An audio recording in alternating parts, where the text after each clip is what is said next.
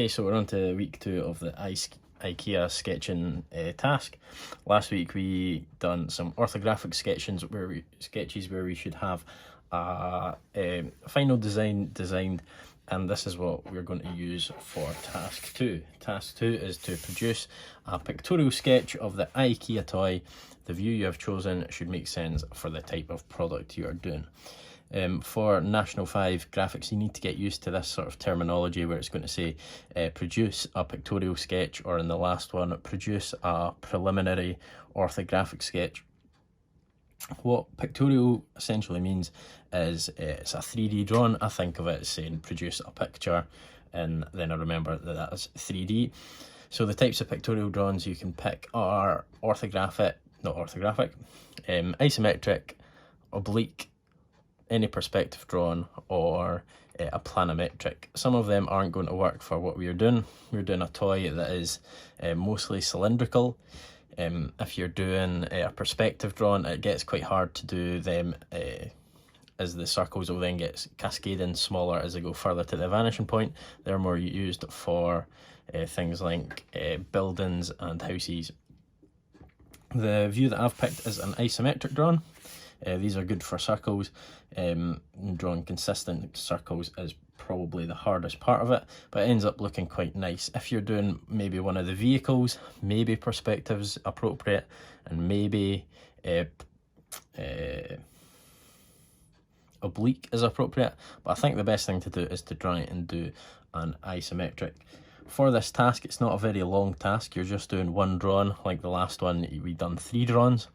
But you might spend most of your time practicing your isometric circles before you actually get to drawing the final one.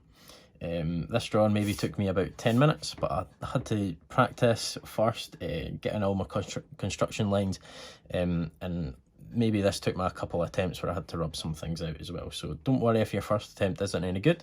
The best way to get better at drawing is to just keep practicing. Don't just go with one, see it's not going your way, and then continue. Just scrap it, start again. You'll get better the more you do it. So in our important section, I've said it must be a pictorial sketch, which we've already been over. Circles that are consistent with each other. You need to make sure your circles aren't all different. I'll get into that in a minute. And have a clear defined outline. We're going to be using this sketch later on in task 3, where we're going to be doing a render, so it has to have a clear outline. I've outlined mine with a fine line pen, but you don't need to do this. You can just go over it in your pencil really dark, or if you've even got like a ballpoint pen that you can go over at the end, that'll work as well for when you need to trace.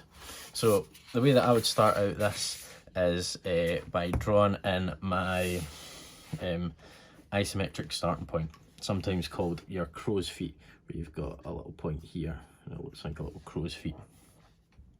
It's really important you get this as close to 30 degrees as you can. I always start off by doing a line that is as vertical as I can, and then a line that is perpendicular to that. Then I'll look at where halfway between these are, and that would be 45 degrees, and then 30 degrees is just a little bit below that. You can see as your line gets further out, it is more apparent of how different these two degrees can make a difference in your drawing. If you do your full drawing at 45 degrees, it looks really weird, especially when you're going to do circles. So really just try and make sure that these lines that you do are as close to 30 degrees as you can. Now you're not going to get it perfect. I've done this lots and lots of times, so I tend to get mine closer to 30 degrees. You'll get better with time, as long as your lines are then consistent with each other. So on this one, for example, this line and this line need to be parallel with each other. So if this one's a little bit out, it's not the end of the world. As long as this one's consistent with it, then it's fine. Same with this one and this one. The next step is to put in your plus and your cross. This will allow you to put in little guides for where your circle is going to go. On your plus that you do, I'll just quickly do it here. On your plus, your circle is going to come out to all these points, and on your cross, you go halfway, then halfway again, halfway, halfway again, and you'll be going to these points.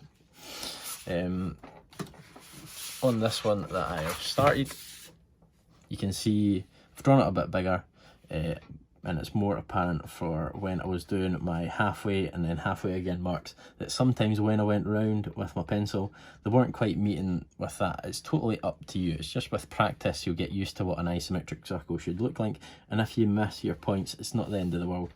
On this one especially, you can see I've really missed it, just so the full thing looks right. The next step is, for some people, would be to get in a full isometric crate of all your components and get it all inside a crate first, which I would normally say to do. But the way that I do it, that I've found works best for me, is to work off of this circle. Because when you're doing an isometric crate and you have to go through this full process again, you're not going to be spot on, and your circle is going to look different. So I find it's just easier if I project my lines up,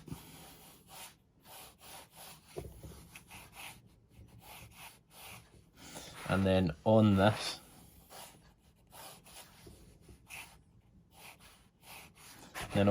I'll try and copy this circle round. So maybe even put in some, just have a wee look at where my points all currently are, and from that, having a look at this, just copying the circle.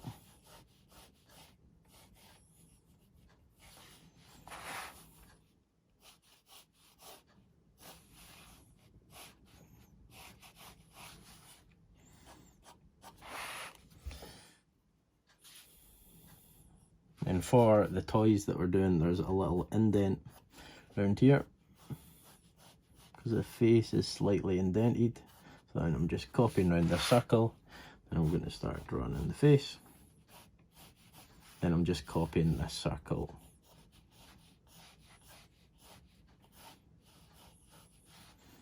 Again, and what I mean by copying the circle is that this curve, this curve, this curve, this curve should all be similar.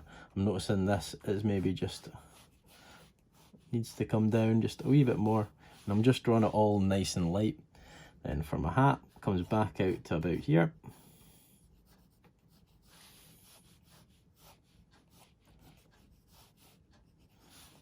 Just drawing the full thing nice and light first. Then for the hat, I've misjudged where I put mine. And then stand back and have a wee look at it. The next part is to get in your hands and your feet and your face and where you're going to be putting all of them. This is why it's essential that we had these lines taken up. So you've got a little hand, you've got your 2 feet, or if you've designed it any other way, you're just including them. And after this, what I would do is look at my plus symbol, so this line that we've done initially. So I'm going to take this line up, I've already done, and this is where my hand's going to go. So I'm just guesstimating this isometric circle, and then just taking this out on this axis here.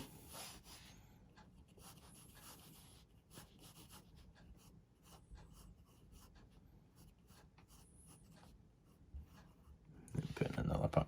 Still doing this full thing really light. Then I'm going to put my face, so right up on this axis, I'm going to put